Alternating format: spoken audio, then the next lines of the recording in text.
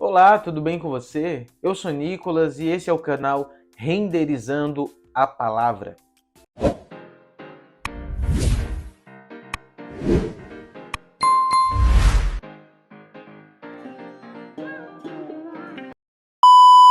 Hoje nós vamos estar dando continuidade no estudo que nós estamos fazendo do livro de João, da primeira carta de João. Nós estudamos e vimos no último vídeo, se você não assistiu, assista lá ainda. Nós apresentamos um pouco do contexto histórico do autor e falamos um pouco também do propósito dessa escrita desse livro, dessa carta de João. Nós vimos também que nós vamos estar estudando do versículo 1 até o versículo 4 e que nós vamos estar vendo aqui três verdades que nós podemos ver aqui nesse texto. A primeira verdade, que foi o que foi falado ali no vídeo anterior, é de que Jesus, ele é Deus e de que ele habitou entre nós. Jesus, ele é Deus e ele habitou entre nós. Então essa é a primeira verdade que nós vemos aqui na primeira epístola de João, na primeira carta de João. Lembrando que João ele escreve essa carta também para combater um proto-agnosticismo, combater um início do gnosticismo, que defendia e que dizia uma dualidade que existia entre o que é espiritual e do que é material, colocando então o que é material como mal e o que é espiritual como bom. Então, dizendo que Jesus não poderia ser Deus e ter um corpo físico, habitar num corpo físico, ser nascido de mulher num corpo físico. Ele não poderia fazer isso, porque como que ele é Deus, ele é perfeito, ele é eterno, ele é bom, e estaria então agora em um corpo mortal e pecaminoso, em matéria pecaminosa ali no corpo.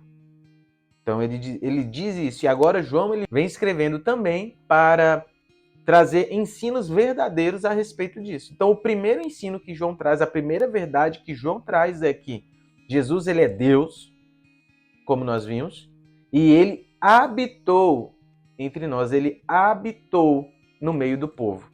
Ele habitou na terra. E nós entendemos que isso é necessário.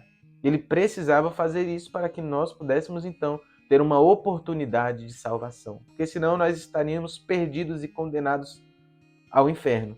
Mas graças a isso, graças a Jesus vir como homem e obedecer os mandamentos, não pecar, ser perfeito, se entregar, morrer e ressuscitar conosco, então nós podemos ser salvos por meio dele. Nós podemos ser salvos pelo seu sangue. E agora nós vamos ver então a segunda verdade que nós vamos ver aqui nesse texto. Então vamos ler mais uma vez esse texto que nos diz assim, desde o versículo 1. O que era desde o princípio, o que ouvimos, o que vimos com os nossos olhos, o que contemplamos e as nossas mãos apalparam. Isso proclamamos a respeito da palavra a palavra da vida. A vida se manifestou, nós a vimos e dela testemunhamos. Proclamamos a vocês a vida eterna que estava com o Pai e nos foi manifestada. Proclamamos o que vimos e ouvimos, para que vocês também tenham comunhão conosco. A nossa comunhão é com o Pai e com seu Filho Jesus Cristo. Escrevemos essas coisas para que a nossa alegria seja completa. Aleluia. Então nós vemos aqui, nós vamos olhar agora aqui, a segunda verdade que nós temos nesse texto.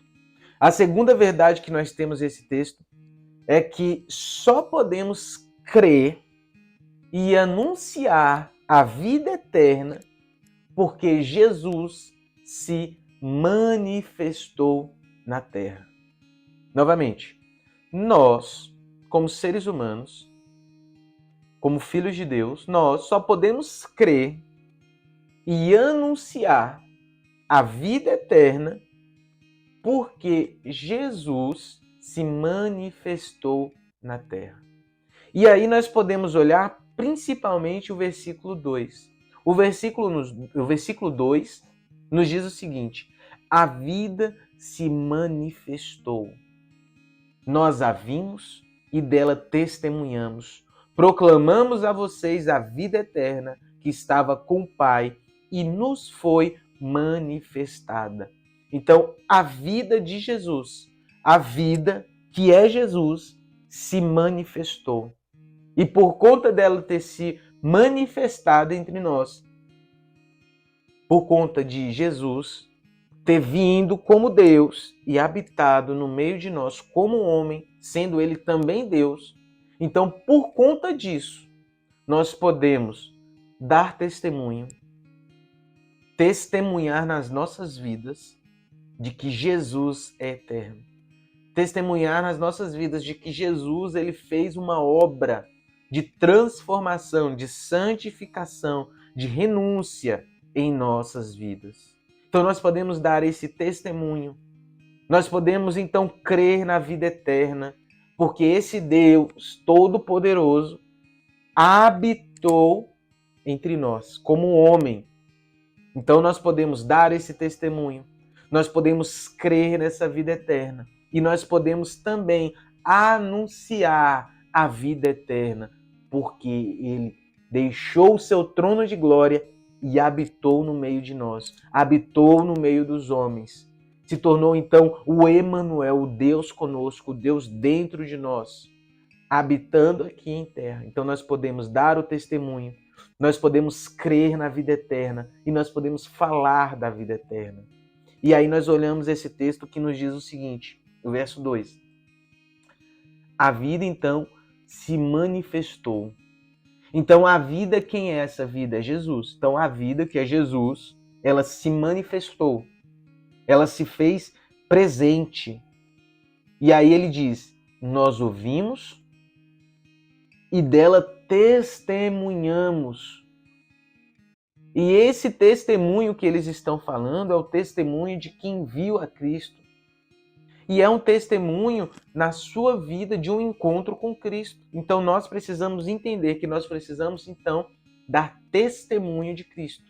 E aí ele ainda diz, e proclamamos a vocês a vida eterna. Agora, por que que eles estão ali proclamando a vida eterna? Porque Jesus, sendo Deus, habitou no meio dos homens. E por conta disso, nós podemos ter essa oportunidade de proclamar a vida eterna, de falar dessa vida eterna que é Jesus, de dizer que realmente Jesus, ele é Deus e ele habitou no meio dos homens e nos deu a oportunidade de vida eterna. Então nós vamos entender a primeira verdade que nós temos nesse texto é de que Jesus, ele é Deus e de que ele habitou no meio dos homens. A segunda verdade que nós temos aqui é que nós só podemos crer e anunciar a vida eterna porque Jesus se manifestou nessa terra. E agora nós vamos para essa terceira verdade, que nos diz assim, o propósito desse anúncio do Evangelho, o propósito em pregar, em exortar, em orientar, em falar do amor de Cristo, é para que a comunhão com Deus e com os homens, para que haja uma comunhão com Deus e com os homens. Então nós temos a primeira verdade desse texto, que Jesus ele é Deus e que ele habitou no meio dos homens. A segunda verdade nesse texto é de que nós só podemos crer e só podemos proclamar a vida eterna porque Jesus, ele é Deus e habitou no meio dos homens. E a terceira verdade que nós temos aqui é que o propósito do evangelho, o propósito de pregar, o propósito de exortar, o propósito de orientar, o propósito de levar levar as boas novas às pessoas, é para que haja comunhão entre Deus e os homens e haja comunhão entre os homens. Então, o propósito desse evangelho é para que haja a comunhão entre o homem e Deus e entre o homem e o homem. E aí nós podemos olhar, por exemplo, o versículo 3, que ele vai nos dizer o seguinte: proclamamos o que vimos e ouvimos, para que vocês também tenham comunhão conosco. Então, por que há a proclamação do evangelho? Por que há a pregação do evangelho? Por que há o testemunho do evangelho? Para que haja comunhão. Olha lá o texto diz, para que vocês também tenham comunhão conosco. Então, um dos propósitos do evangelho é para que haja comunhão entre os homens. E aqui o apóstolo ele diz aqui nessa carta, para que haja comunhão conosco. E aí ele continua e diz, a nossa comunhão é com o Pai e com o Filho Jesus. Então, o segundo ponto dessa comunhão não é só com o homem, mas é uma comunhão com Deus. E aqui João ele diz assim, olha, o propósito do evangelho, o propósito da pregação, o propósito da exortação, o propósito dessas boas novas, o propósito de Jesus ter vindo como Deus e habitado na terra como homem, ter nascido de uma mulher, ter vivido como um homem, ter morrido como um homem e ressuscitado, sendo Deus, 100% homem, 100% Deus. O propósito dessa mensagem, o propósito desse evangelho é para que pudéssemos ter comunhão. E aí nós proclamamos isso, João falando, nós proclamamos isso, nós falamos isso, para que vocês também tenham comunhão conosco. Comunhão entre os homens. Entendendo que a nossa comunhão, João fala, a nossa comunhão é com Deus. Logo, se nós temos a comunhão entre os homens, também teríamos a comunhão com Deus. Então nós entendemos aqui que o propósito do evangelho, a terceira verdade que nós vemos aqui nesse texto, que o propósito do evangelho, o propósito desta proclamação dessa verdade, o propósito da pregação, o propósito da exortação, o propósito da orientação, é para que o homem possa ter comunhão com Deus e comunhão com o homem. E aí nós podemos olhar até outras referências que nos vai falar disso também. Nós vamos ver 1 Tessalonicenses, capítulo 5, do verso 9 até 11, que vai nos falar dessa comunhão com os homens, dessa comunhão entre nós. Nós vamos ver Colossenses 3,16, que também vai nos falar dessa comunhão. Então nós precisamos entender que há comunhão. Nós precisamos ter comunhão com Deus e com os homens. E isso acontece também por meio da pregação do Evangelho, por meio do falar de Cristo. E aí ainda o versículo 4 nos diz o seguinte, e escrevemos essas coisas para que a nossa alegria seja completa. Escrevemos essas coisas, falamos dessas coisas, pregamos essas coisas, lhe testificamos dessas coisas, falamos a verdade dessas coisas, para que haja alegria entre nós. Aleluia. Esse texto ele é muito bom, ele é muito poderoso. E aí nós podemos aplicar até algumas coisas para as nossas vidas. Nós podemos aplicar e entender que nós precisamos pregar a palavra de Deus para as pessoas, para que essas então elas possam ter uma verdadeira comunhão conosco. E se não pregamos, e se as pessoas não vão até o Senhor, então não temos uma comunhão verdadeira. A única forma de termos uma comunhão verdadeira com as pessoas em Cristo. Então essa é a primeira aplicação que eu quero trazer para nós. Que nós precisamos pregar a palavra de Deus para as pessoas, para que essas, então, elas possam ter uma verdadeira comunhão conosco. A verdadeira comunhão, ela só vai acontecer se for em Cristo. A verdadeira comunhão, ela só vai acontecer se for em Cristo. Então nós vamos poder ter comunhão com outras pessoas que não estão em Cristo também. Mas a verdadeira comunhão, a comunhão que vai permanecer para a eternidade, é uma comunhão que nós temos com Cristo. E João, ele explica isso, ele fala isso nesse texto. Uma das formas de mantermos a comunhão com Deus é testemunhar do Evangelho em nossas vidas, com as nossas palavras, com as nossas atitudes, pois assim nós cumprimos as ordens do Senhor. Então, uma das formas de termos comunhão com Deus é de pregarmos então o Evangelho, de falarmos então do Evangelho, de falarmos do amor de Cristo. E para que nós possamos então finalizar, precisamos entender que Jesus, ele é Deus.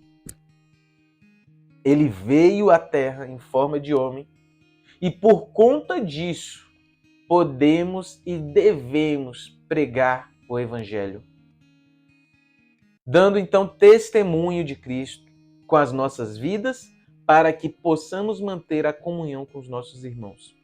Pois iremos compartilhar dos mesmos propósitos e principalmente manter a comunhão com Deus, pois o obedeceremos e a partir disso teremos uma alegria completa em Deus. Então essa é a mensagem que eu quero trazer para nós sobre essa primeira carta de João, do primeiro versículo até o quarto versículo da primeira carta de João, no capítulo 1. Essas três verdades que nós precisamos entender. Que Jesus, ele é Deus e ele habitou aqui nessa terra, ele habitou entre nós. A segunda verdade, de que nós só podemos crer e só podemos falar, pregar da salvação de Cristo, da vida eterna, porque Cristo, sendo Deus, habitou entre nós. E a terceira verdade que nós aprendemos aqui nesse texto, que nós aprendemos aqui, é de que o propósito do Evangelho, o propósito do anúncio do Evangelho, é para que haja uma comunhão entre Deus, entre o homem e Deus, e entre o homem e o homem. Então, que nós possamos aprender e entender isso aqui. Espero que seja edificante para a sua vida. Então, que Deus venha abençoar a sua vida. Continue seguindo o canal, assistindo os vídeos. Compartilhe, curta, se inscreva. E comente aí nos comentários, fale algo sobre esse texto, traga alguma referência, concorde ou não, dê sugestões de vídeo. Fique à vontade. Até mais e muito obrigado.